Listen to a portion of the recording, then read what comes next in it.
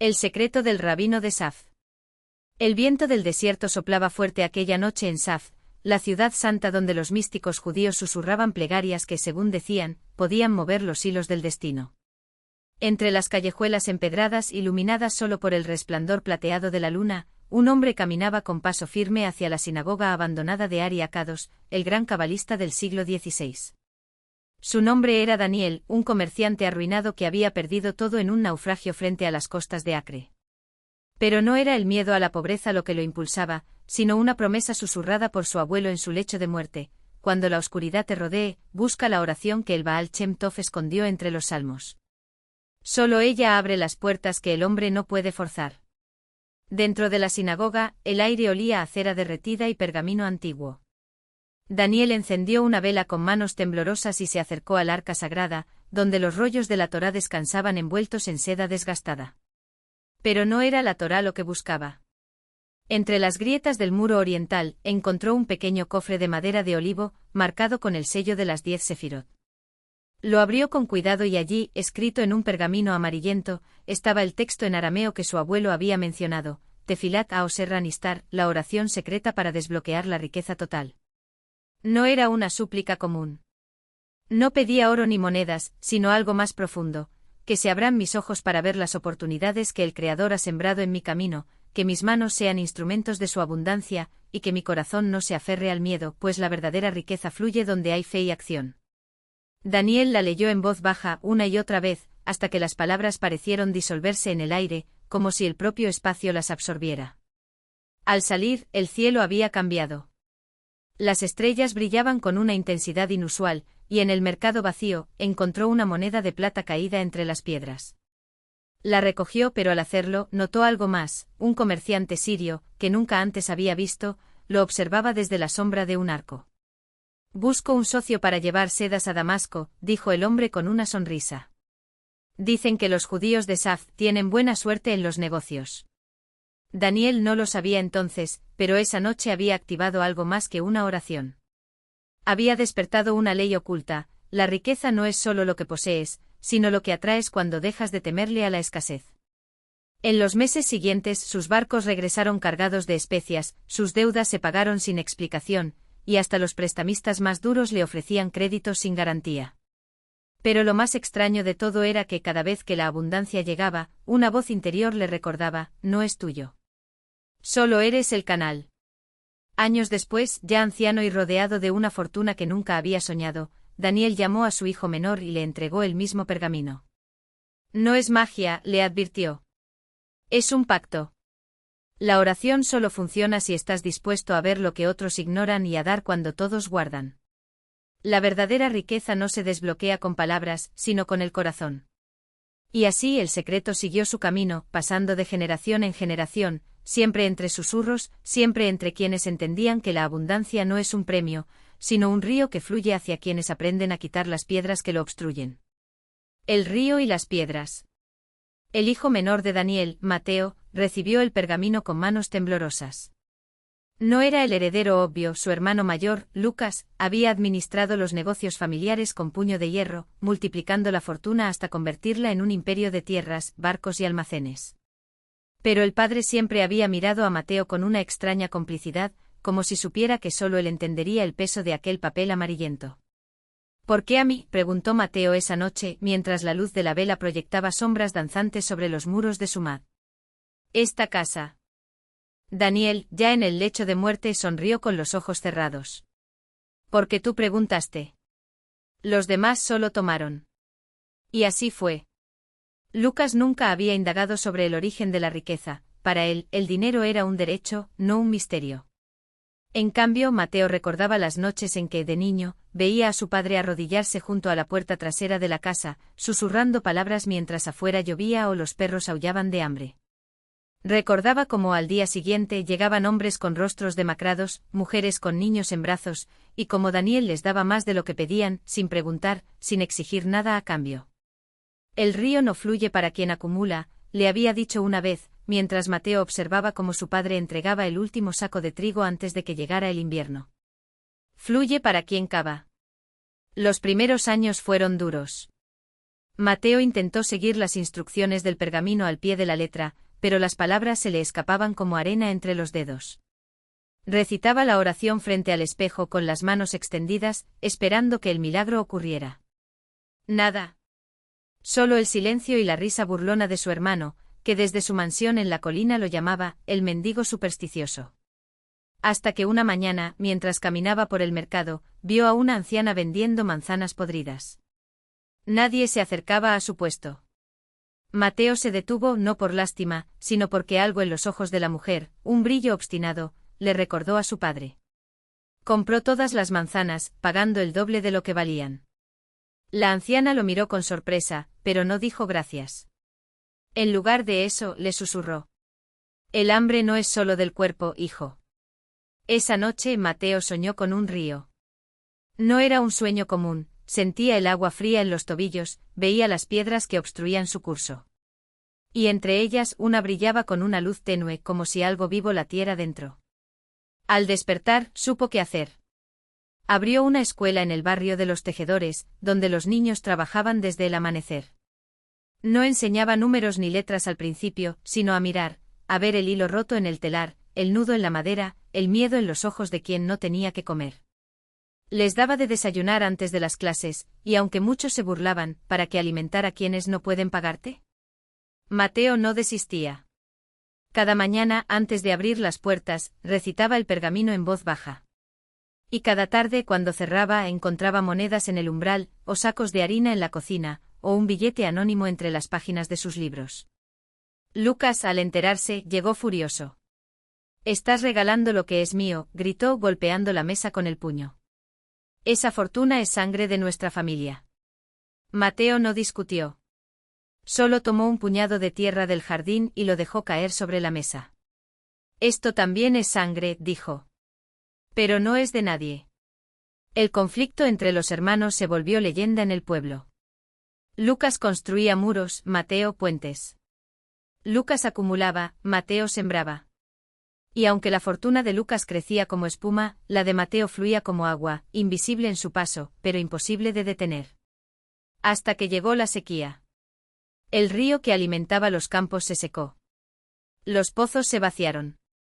Lucas, dueño de la mayoría de las tierras, subió el precio del agua hasta dejar a los campesinos sin opción. Hubo revueltas. Hubo sangre. Y entonces Mateo hizo algo que nadie esperaba. Fue a ver a su hermano no para pedir, sino para ofrecer. «Abre los depósitos», le dijo. «Dals agua gratis por 3 días. Después cobra lo que quieras». Lucas se rió. «¿Y por qué haría eso? ¿Por caridad?» «No», respondió Mateo. «Porque si el pueblo se muere de sed, no habrá quien compre tu agua mañana». El silencio que siguió fue más elocuente que cualquier grito. Lucas lo miró como si lo viera por primera vez. Y esa noche, mientras los depósitos se abrían y el agua fluía por las calles, Mateo recitó el pergamino no en su casa, sino en la plaza frente a todos. No hubo milagro visible. Pero al día siguiente, la lluvia llegó. Años después, ya viejo, Mateo llamó a su sobrina, la hija de Lucas, y le entregó el pergamino. Ella, que había crecido entre lujos pero con un vacío en el pecho, lo tomó con manos firmes.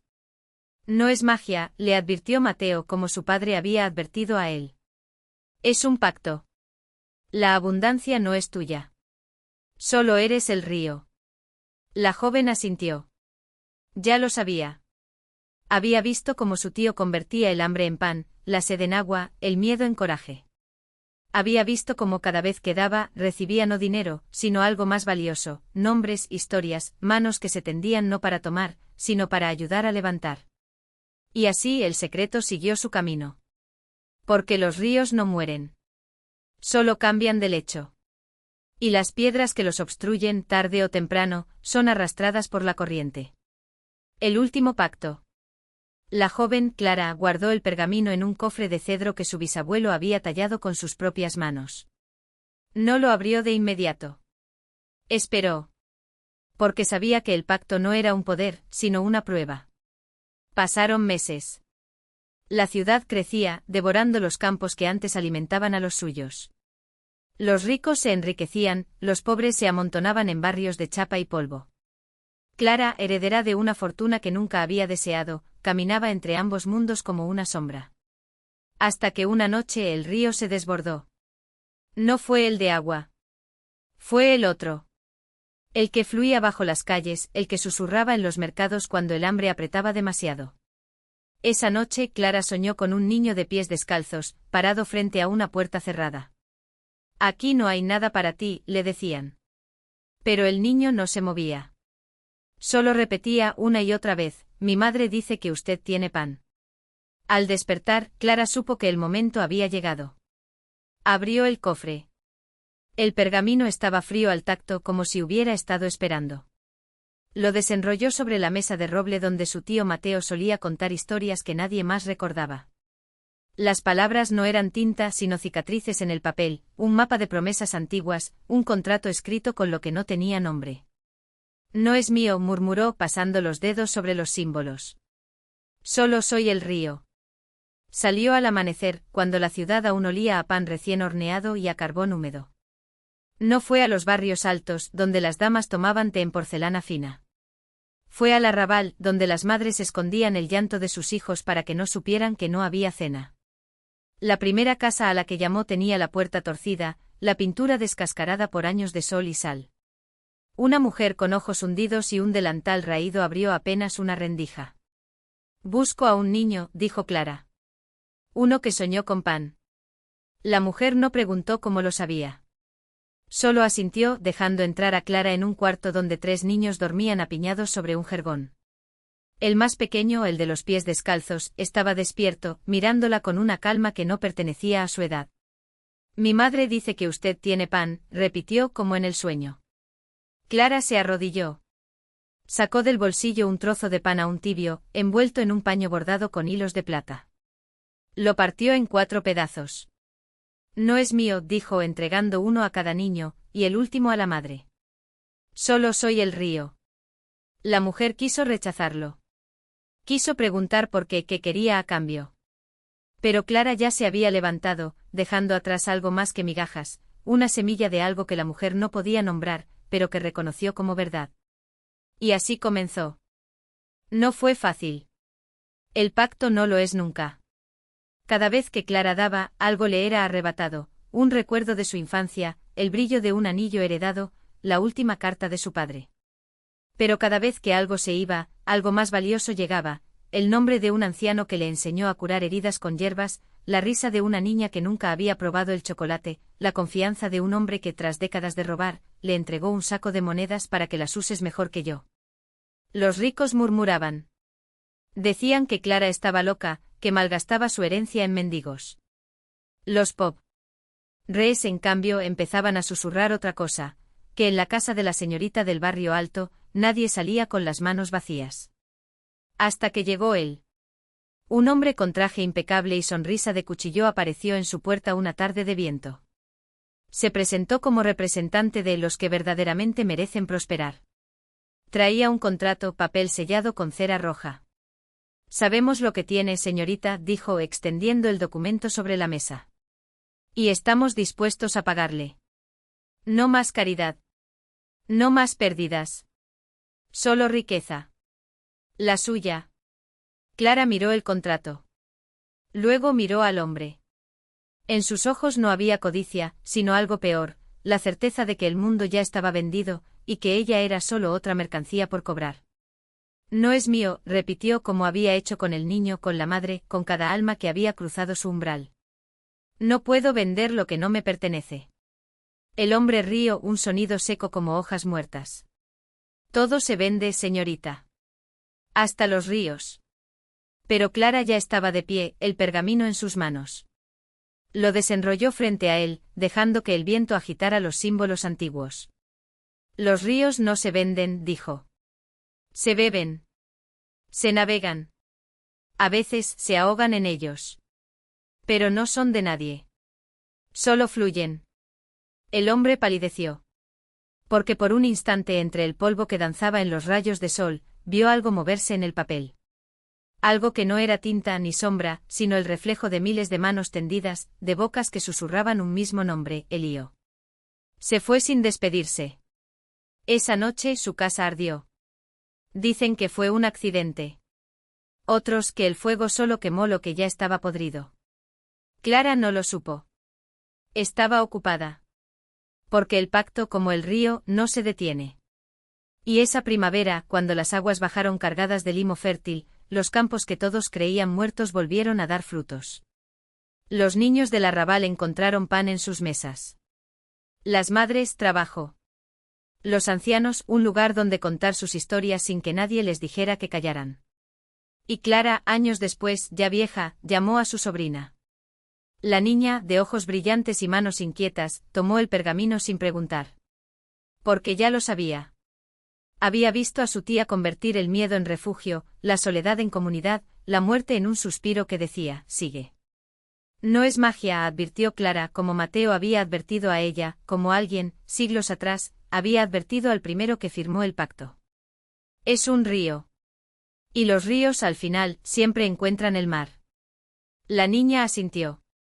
Guardó el pergamino en su pecho, donde el latido de su corazón ya respondía al ritmo de algo más antiguo que ella. Y el secreto siguió su camino. Porque algunas cosas no terminan. Solo cambian de manos. El susurro de los que quedan. La niña, que ahora ya no lo era tanto, creció entre las paredes del asilo como si siempre hubiera pertenecido a ellas. Se llamaba Daniel, aunque nadie le preguntó por qué un nombre de varón para un cuerpo de mujer. Ella solo decía, con una sonrisa que no era del todo suya, los nombres son como los ríos. A veces cambian de curso. El pergamino cosido entre las costuras de su abrigo pesaba más de lo que debería. No por el papel, sino por las voces. Porque cada noche al cerrar los ojos escuchaba el eco de quienes lo habían llevado antes, el temblor de Mateo al firmar por primera vez, la risa ahogada de Clara cuando entendió que el miedo no era un enemigo, sino un compañero de viaje. Y otras voces más antiguas, tan desgastadas por el tiempo que solo lograba distinguir fragmento, el puente se rompe al amanecer, no mires atrás, el río ya lo hizo por ti. El asilo seguía en pie, aunque el mundo afuera parecía empeñado en olvidarlo. Los ancianos morían, pero sus historias no. Daniel las recogía con una pluma que nunca se secaba, escribiendo en los márgenes del pergamino original, añadiendo nombres a una lista que no tenía fin. Doña Mercedes, que soñaba con un jardín de girasoles en Marte. Don Rufino, que juraba haber bailado con la muerte en un valse y ganado. La niña de la habitación 12, que nunca envejeció porque se quedó esperando a alguien que nunca llegó.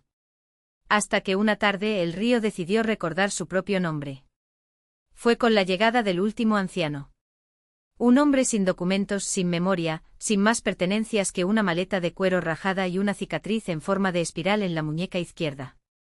Lo encontraron dormido en el banco del parque, con los dedos enredados en las raíces de un árbol como si intentara detener su caída. Cuando lo llevaron al asilo, no pronunció una palabra. Solo miró a Daniel con unos ojos tan viejos que ella retrocedió sin querer.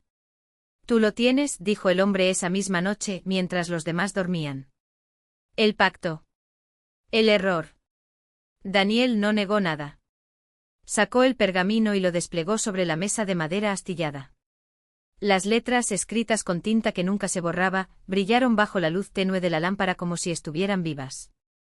No es un error, respondió, aunque su voz tembló. Es un refugio.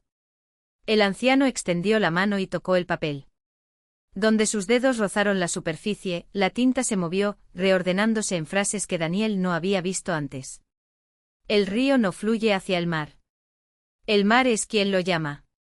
Y cuando el último firmante muera, el pacto se romperá como un espejo. Yo soy el último, susurró el hombre. El que quedó atado cuando los demás olvidaron las reglas. Daniel sintió el peso de algo más que el pergamino. Era el peso de todas las manos que lo habían sostenido antes, de todas las promesas que se habían hecho en la oscuridad. De pronto entendió por qué Clara le había advertido que no era magia, porque la magia tiene límites, y esto no los tenía. Esto era un ciclo. Un bucle de voces que se negaban a callar. ¿Y si no quiero que se rompa?, preguntó, aunque ya conocía la respuesta. El anciano sonrió mostrando dientes que no eran del todo humanos. Entonces tendrás que elegir, ser el puente o ser el agua. Esa noche Daniel soñó con un mar que no era azul, sino del color de las páginas amarillentas de un libro antiguo. En la orilla, Clara la esperaba, joven otra vez, con un vestido hecho de hojas secas. No temas al final, le dijo. Solo teme a quedarte en silencio. Al despertar, el asilo estaba vacío. Los ancianos habían desaparecido, pero sus camas seguían hechas, sus tazas de té humeantes sobre la mesa, sus bastones apoyados contra la pared como si en cualquier momento fueran a volver. Solo quedó el hombre sin nombre sentado en el jardín, con las manos sumergidas en la tierra como si buscara algo enterrado. Daniel se acercó y se arrodilló a su lado. El pergamino, ahora, pesaba menos. O quizá era ella quien ya no tenía miedo de llevarlo. ¿Qué pasa si elijo ser las dos cosas?, preguntó. El anciano cerró los ojos. Cuando los abrió, ya no había cicatriz en su muñeca. Entonces el río seguirá, dijo. Y tú serás su nombre. Y así fue.